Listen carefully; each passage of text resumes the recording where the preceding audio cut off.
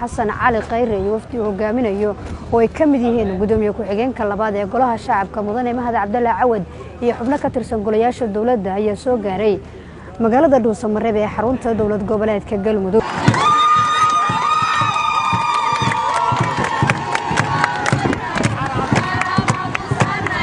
wafdiga uu hogaaminayay ra'iisul wasaaraha ayaa garoonka diyaaradaha waxa ku soo dhaweeyay madaxweynaha dawlad goboleedka Galmudug Axmed Cabdi Kaariyo Qoorqoor, madaxweynayaasha dawlad goboleedyada Koonfur Galbeed, Hirshabeelle iyo Jubbaland, xubno ka tirsan golayaasha dawladda ee dawlad goboleedka Galmudug iyo qaybaha kala duwan ee bulshada. ra'iisul wasaaraha ayaa halkan uga qayb galaya shirka wada tashiga ee u dhaxeeya dawladda federaalka Soomaaliya iyo dawlad goboleedyada xubnaha ka ah si looga tashado arrimaha masiiriga ee ummadda Soomaaliyeed sida doorashooyinka inagu soo fool leh ee 2020 si halkan loogu gaaro heshiis loo dhan yahay oo ummadda Soomaaliyeed u horseedaya in doorasho si xasiloon ay u galaan ama ay doorashooyinku dhacaan.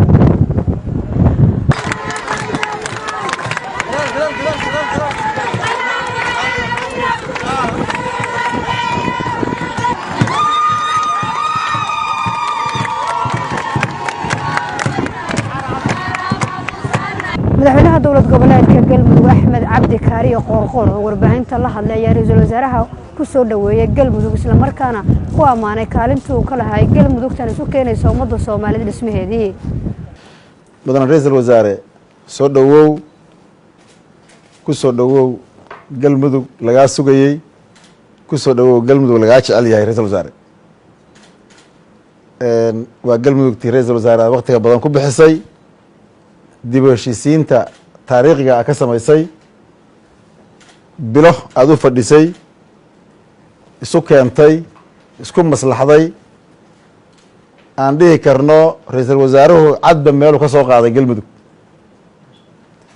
ra'iisul wasaare Galmudug waxa ku taal wax aan dhihi karno Soomaali inteeda kale kuma taal shaqadii qaranka oo si guud aad u fulinaysay oo haysay ka sokow Galmudug wax weyn baad ka soo qabatay.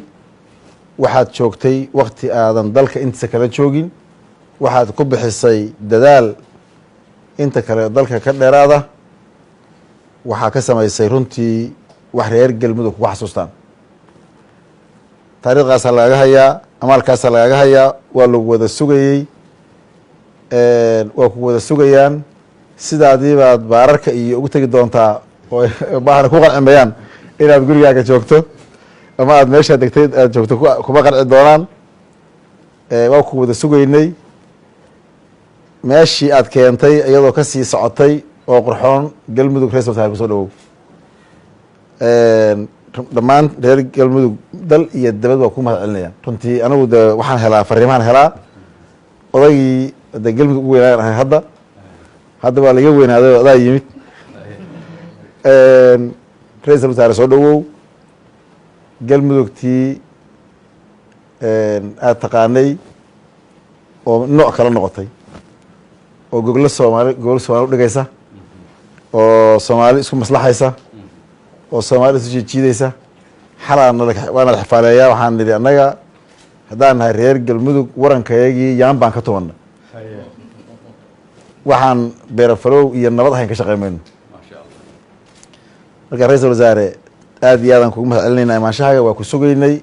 mar kale waxaan kaaga mahad celinaynaa inaad baaqii dowladaha xubnaha ka dowladda federaalka ay soo gudbiyeen aad ka soo jawaabteen madaxdii qaranka oo noo soo horumartay.